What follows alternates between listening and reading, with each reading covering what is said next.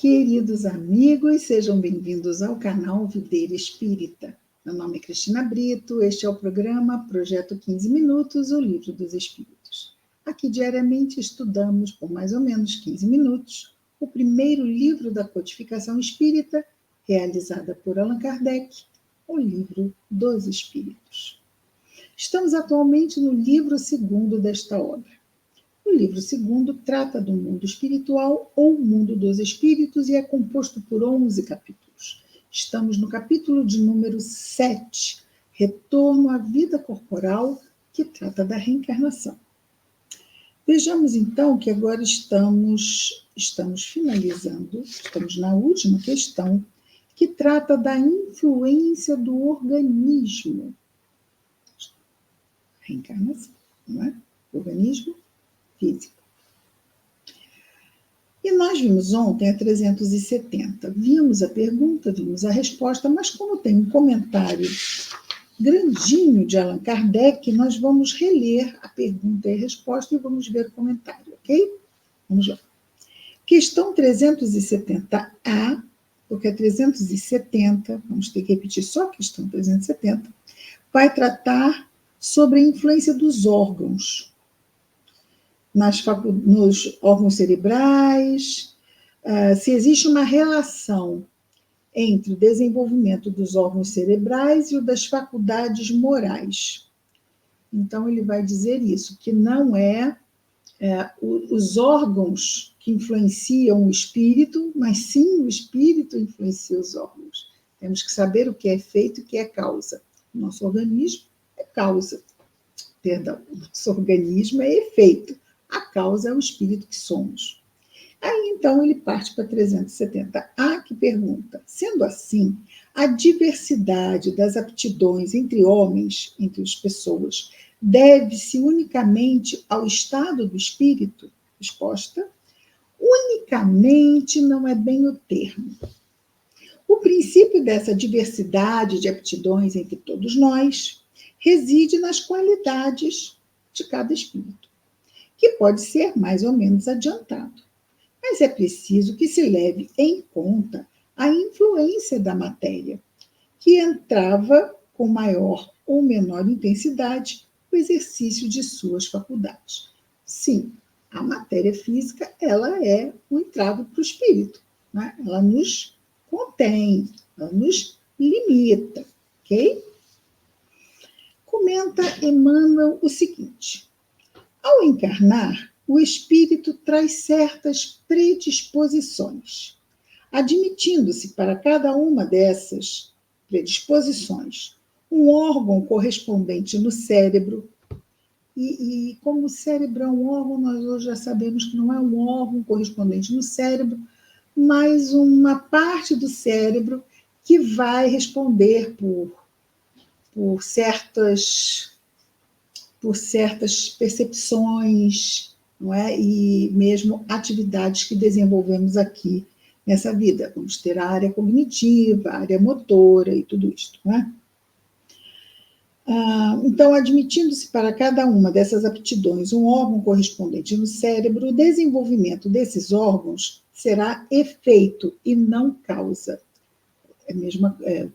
Quero dizer, né? O nosso cérebro é que, por nossas necessidades reencarnatórias, e que são únicas para cada um de nós tem suas próprias necessidades reencarnatórias. E isto vai imprimir, mesmo no nosso corpo físico, vamos dizer assim, mais potencialidades para certos dons, ou menos, né, para certos dons. Vamos imaginar, por exemplo, a própria inteligência.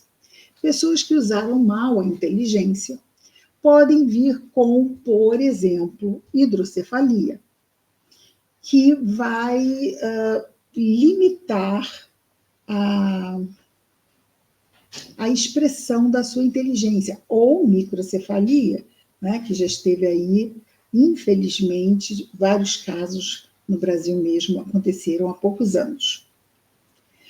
Vejamos, então, que Kardec continua nos dizendo: Se as faculdades tivessem seu princípio nos órgãos, o ser humano seria uma máquina sem livre-arbítrio e sem responsabilidade de seus atos, porque não haveria nenhum tipo de correspondência, né? O que ele fez já não se manifesta mais, então, através do seu organismo.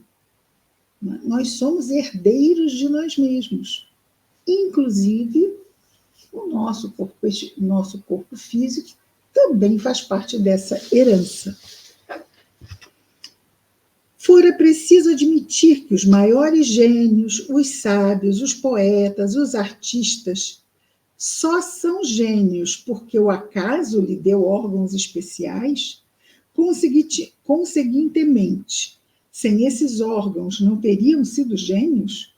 Eles já eram gênios antes. Os órgãos simplesmente favoreceram que o espírito expressasse o que traz. Já vimos isto.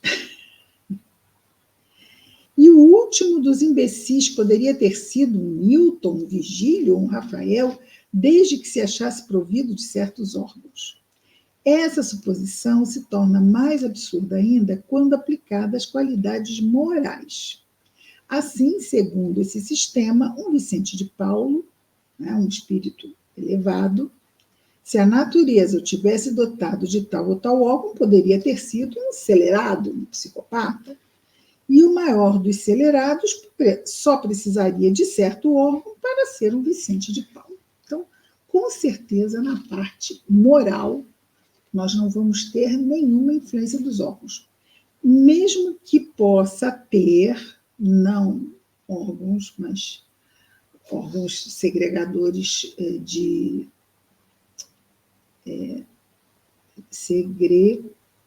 que secretam, que liberam, que liberam hormônios.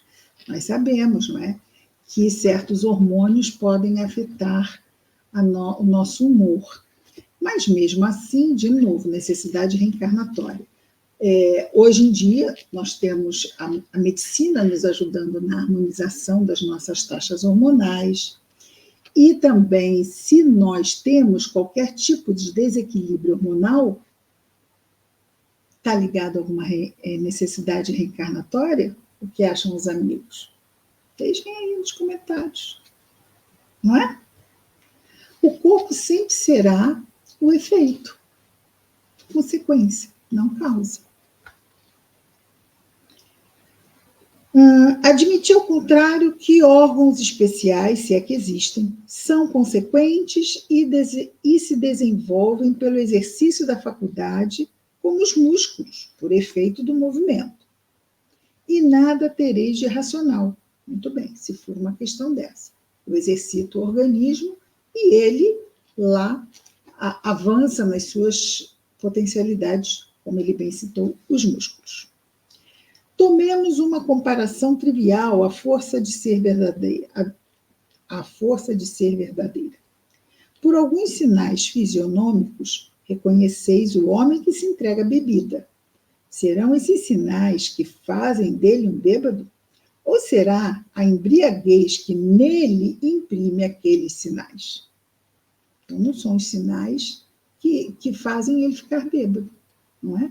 Mas indicam que ele bebe. É uma consequência. Os sinais são consequência, não geram a embriaguez, simplesmente sinalizam. Pode-se dizer que os órgãos recebem a marca das faculdades. Qualquer comentário, dúvida, fiquem à vontade de fazer no chat. Não pensemos que vamos resolver todas as nossas dúvidas numa primeira leitura do Livro dos Espíritos. Já contamos aqui a história mesmo do nosso companheiro espírita, Divaldo Pereira Franco, médium, que quando começou os seus estudos espíritas, perguntou à mentora qual deveria ser o primeiro livro a estudar. Não. Qual o primeiro livro que ele deveria acessar, não é? Buscar. E ela disse, leia o Livro dos Espíritos. E ele foi e leu o Livro dos Espíritos. E depois ele disse, pronto, já li o Livro dos Espíritos, e agora? Leia de novo o Livro dos Espíritos. Aí ele leu de novo e voltou. E agora? Faço o quê? Vou ler o quê? Bom, agora você vai estudar o Livro dos Espíritos. E depois que estudamos, acabou? Ou temos que voltar a estudar? Dona Ivone do Amaral Pereira, outra médium espírita, muito querida do nosso coração, médium que recebeu obras maravilhosas, como a quinta melhor obra reconhecida pela Federação Espírita Brasileira, a quinta melhor obra espírita do século XX, Memórias de um Suicida, chegou através da sua mediunidade. Ela estudava anualmente, todos os anos, as 5 obras da doutrina. Dedicava a cada uma meia hora diariamente. Todos os dias do ano, ela passava 2h30 estudando a doutrina espírita, meia hora cada obra. Isto exige, mas somos nós que estabelecemos os objetivos na nossa vida e as nossas prioridades, ninguém mais, senão nós. E vamos imaginar, eu não tenho tempo, eu não consigo, então não vamos criar expectativas de que a uma primeira leitura vamos entender tudo e tudo se encaixará perfeitamente. Não é assim. Nós estamos há 30 anos estudando doutrina espírita. Estamos muito longe de